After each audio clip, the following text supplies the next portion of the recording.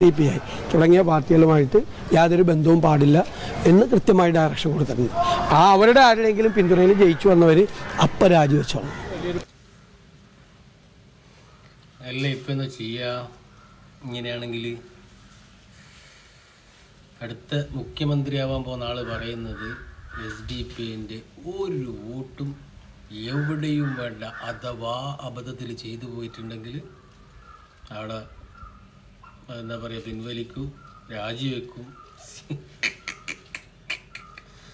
എന്ത് ചെയ്യുക? അത് മാത്രമല്ല, ഇപ്പോൾ ഇനിയിപ്പോൾ എൻ്റെ മണ്ഡലത്തിൽ SDP സ്ഥാനാർത്ഥി ഉണ്ടാവുമെന്ന് കരുതുക. എന്തായാലും പാർട്ടി നിർത്തട്ടെ എന്നാണ് നമ്മൾ ആഗ്രഹം. അതുപോലെ തന്നെ 140 മണ്ഡലത്തിലും പാർട്ടി സ്ഥാനാർത്ഥിയെ നിർത്തണമെന്ന് നമ്മൾ ആഗ്രഹിക്കുന്നത്, ഒരു പാർട്ടി പ്രവർത്തക എന്നുള്ള ആൾക്ക്. കാരണം ഇവന്മാരുടെ ഒന്നും ചിലപ്പ് കേൾക്കണ്ടല്ലോ. ഇവരെല്ലാം പറയും പരസ്യമായിട്ട് SDP വോട്ട് വേണ്ട, SDP ചെയ്യാൻ പാടില്ല, ഇനി അതെല്ലാം സപ്പോർട്ട് ചെയ്താൽ രാജിവെക്കണം. എന്തിനാ ചിലപ്പോൾ കേൾക്കുന്നത്? രാഷ്ട്രീയ പാർട്ടിയാണ്, പൊളിറ്റിക്കൽ പാർട്ടിയാണ് social democratic party of India. എല്ലാവരെയും പോലെ എല്ലായിടത്തും മത്സരിക്കണം. ഇനി ഇവർക്ക് ഈ പറയുന്ന ഇടതിനും വലതിനൊന്നും ഇല്ലാത്ത ഒരു ബേജാറും BJP കാര്യത്തിൽ SDP മാത്രം വേണ്ടാന്ന്. 20ഓളം മണ്ഡലങ്ങൾ BJP ജയിക്കാൻ സാധ്യതയുണ്ട് എന്ന് പറയുന്ന മണ്ഡലങ്ങളിൽ പൊതു സ്ഥാനാർത്ഥിയെ നിർത്താൻ LDFും UDFും തയ്യാറല്ല. ആ സ്ഥിതിക്ക് SDP മാത്രം ബേജാറ് വേണോ? ഇനി അതല്ലെങ്കിൽ SDP സംബന്ധിച്ചിടത്തോളം BJP എങ്ങനെ കൈകാര്യം ചെയ്യണമെന്ന് കൃത്യമായിട്ട് അറിയുന്ന പാർട്ടിയല്ലേ. അത് അറിയാത്ത ആൾക്കാരിൽ ഇപ്പോൾ കാസർഗോഡൊക്കെ ലീഗിൻ്റെ കുട്ടികളൊക്കെ നന്നായിട്ട് പഞ്ഞി കിട്ടിയിട്ട് എന്താ പറയുക, റോഡ് മേൽ ഇറങ്ങിക്കൂടാത്ത അവസ്ഥ ഈ പറയുന്ന ലീഗുകാർക്ക്. ഇനി അതല്ലെങ്കിൽ നമുക്കറിയാം, ഈ 10 വർഷത്തിനിടയിൽ CPMകാർക്ക് എത്രത്തോളം കിട്ടിയിട്ടുണ്ട്, എത്രത്തോളം രക്തസാക്ഷികളുണ്ട്. എവിടെയെങ്കിലും തിരിച്ചടിച്ച് നമ്മൾ കണ്ടിട്ടുണ്ടോ? ഇല്ല. കോൺഗ്രസ്സുകാർക്കും പേടിയാണ്. SDP സംബന്ധിച്ചിടത്തോളം ആ രീതിയിലൊരു പേടിയില്ലല്ലോ. കായികപരമായിട്ട് നേരിടുന്നതാണെങ്കിലൊക്കെ നമ്മൾ റെഡിയാണ്. പിന്നെ എന്തിനാണ് ഈ BJP വരുന്നതിന്? ഇവർക്കൊന്നും ഇല്ലാത്ത ബേജാർ SDP മാത്രം. എല്ലാ മണ്ഡലങ്ങളിലും മത്സരിക്കണമെന്നാണ് ഒരു പാർട്ടി പ്രവർത്തകൻ എന്നുള്ള നിലക്ക് നമ്മുടെ ആഗ്രഹം. അപ്പോൾ ആ അടിസ്ഥാനത്തിൽ ഇപ്പോൾ പാറക്കൽ അബ്ദുള്ളയാണ് കുറ്റ്യാടി മണ്ഡലത്തിൽ മുസ്ലിം ലീഗിൻ്റെ മത്സരിക്കുന്നത്. പിന്നെ മാഷി തന്നെയായിരിക്കും, കുഞ്ഞമ്മദ് കുട്ടി മാഷായിരിക്കും LDFൻ്റെ. അപ്പോൾ തീപ്പാറുന്ന മത്സരമായിരിക്കും. 313 വോട്ടിനൊക്കെയാണല്ലോ കഴിഞ്ഞ തവണ ഈ പറയുന്ന ജയപരാജയങ്ങൾ സംഭവിച്ചത്. SDP സംബന്ധിച്ചിടത്തോളം ഒരു 3000-ന് മേലെ വോട്ട് എന്തായാലും കുറ്റ്യാടി മണ്ഡലത്തിലുണ്ട് എന്ന് പറഞ്ഞാൽ പാർട്ടി പറഞ്ഞ സ്ഥാനാർത്ഥിക്ക് ചെയ്യുന്ന, ഇനി അതല്ലെങ്കിൽ പാർട്ടി ഒരു സ്ഥാനാർത്ഥിയെ നിർത്തിയാൽ ആ സ്ഥാനാർത്ഥിക്ക് എത്തിക്കാൻ പറ്റുന്ന എന്താ പറയുക, 3000 വോട്ട് അതിൻ്റെ മേലെ എന്തായാലും ഉണ്ടാവും. അപ്പോൾ എന്തിനാണ് പിന്നെ ഇവരെയൊക്കെ ഈ പറയുന്ന ചിലപ്പ് കേട്ടിട്ട് ഇതൊന്നും ആവശ്യമില്ല എന്ന് പറഞ്ഞാൽ കാസർഗോഡ് മുതൽ ഈ മഞ്ചേശ്വരത്തൊക്കെ എന്ത് ചെയ്യുക, വീടാന്തരം കയറിയിട്ടാണ് ഈ പറയുന്ന SDP പ്രവർത്തകർ മുസ്ലിം ലീഗ് UDFന് വേണ്ടിയിട്ട് പ്രവർത്തിച്ചത്.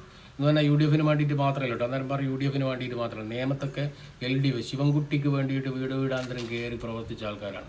നമുക്കറിയാം, ഇപ്പോൾ ഈ പറയുന്ന നമ്മളെ രാഹുൽ മാങ്കൂട്ടുണ്ടല്ലോ, അവന് വേണ്ടിയിട്ട് പാലക്കാട് അതുപോലെ തന്നെ പ്രവർത്തിച്ചിട്ടുണ്ട് അല്ലേ. ആ പ്രവർത്തനത്തിൻ്റെ ആ ഒരു ഫലം കിട്ടിയപ്പോഴാണ് ആ പ്രവർത്തകർ അവിടെ SDP പ്രവർത്തകർ പ്രകടനം വിളിച്ചു അല്ലേ. ആഹ്ലാദ പ്രകടനം അത്രത്തോളം അവർ എഫേർട്ട് എടുത്തു. നമ്മൾ ഇവിടെ നിന്നൊക്കെ കാണുമ്പോൾ UDF ജയിക്കും, LDF ജയിക്കും, BJP ജയിക്കും എന്നൊക്കെ തള്ളുക എന്നല്ലാണ്ട് ആ മണ്ഡലത്തിലുള്ള പ്രവർത്തകർക്കും വോട്ടർമാരെ കാണുന്നവർക്ക് അറിയാം എന്താ അവസ്ഥ എന്നുള്ളത്. അപ്പോൾ അവിടെ എന്ത് ചെയ്തിട്ടുണ്ട്, SDP പ്രവർത്തകർ കൃത്യമായി ഫീൽഡ് വർക്ക് ചെയ്തിട്ടുണ്ടായിരുന്നു എന്നുള്ളത് കൊണ്ട് തന്നെ അവർ ജയിച്ചപ്പോൾ ഈ പറയുന്ന UDF ആണോ അവർ ആർക്കാണ് വേണ്ടിയാണോ വർക്ക് ചെയ്ത് അവർ ജയിച്ചപ്പോൾ ആഹ്ലാദ പ്രകടനം നമ്മൾ കണ്ടതാണ്.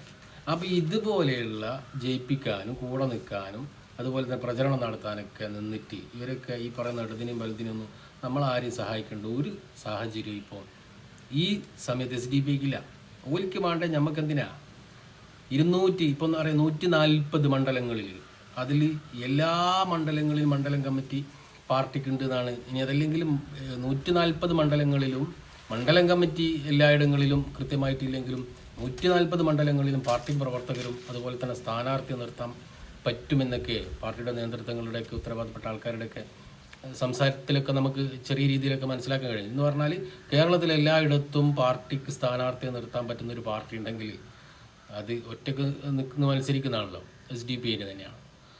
അതുകൊണ്ട് എങ്കിലും പാർട്ടി എന്ത് ചെയ്യണം, ഈ പറയുന്ന ഇടങ്ങളിലൊക്കെ മത്സരിച്ചിട്ട് തന്നെ എന്ത് ചെയ്യണം, ഇവരോടൊന്നും ആരും രഹസ്യധാരണയോ ഇനി അതല്ലെങ്കിൽ രഹസ്യമായിട്ടുള്ള ചർച്ചയോ ഇതിനൊന്നും ഒരു കാരണവശാലും നിൽക്കാതെ ഒരു നമ്മുടെ ശക്തി എന്ന് പറഞ്ഞാൽ സംഘപരിവാറിനോട് ഒരു തലത്തിലും ഒരു വിട്ടുവീഴ്ചക്കുമില്ലാത്ത ഒരു പ്രസ്ഥാനം എന്നുള്ള നിലയ്ക്ക് ഒറ്റയ്ക്ക് മത്സരിക്കണം. കാരണം ഈ പറയുന്ന സംഘപരിവാറിനെ എതിർക്കുന്ന മനസ്സുള്ളവർ കേരളത്തിലുണ്ട്.